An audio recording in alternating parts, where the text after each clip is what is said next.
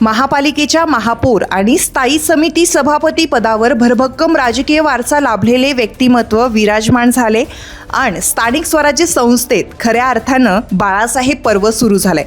महापौर पदावर विराजमान झालेल्या हिमगिरी आडके यांच्या सासरच्या मंडळींना राजकीय पार्श्वभूमी नाही, पण वडील बाळासाहेब आहेर मात्र भाजपचे एकनिष्ठ मानले जातात।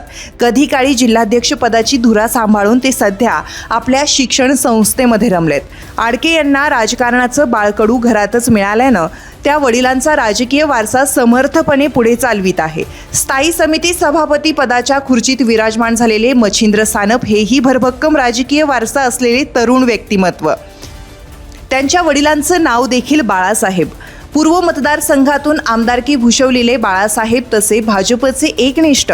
विधानसभेची उमेदवारी नाकारल्यानंतर थोडं रुसून ते शिवसेना राष्ट्रवादी काँग्रेसच्या कार्यालयाची काही तास पाय धूळ झाडून आले। हा अपवाद सोडला तर बाळासाहेब सानप यांनी आपलं बरंच राजकीय आयुष्य भाजपात घालवलंय।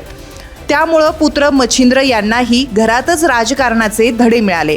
महापौर आणि स्थायी समिती सभापती ही दोन्ही पदं महापालिकेत महत्त्वाची मानली जातात। या दोन्ही पदांवर विराजमान झालेल्या पदाधिकाऱ्यांच्या पिताश्रींचं नाव एकसारखं म्हणजे बाळासाहेब।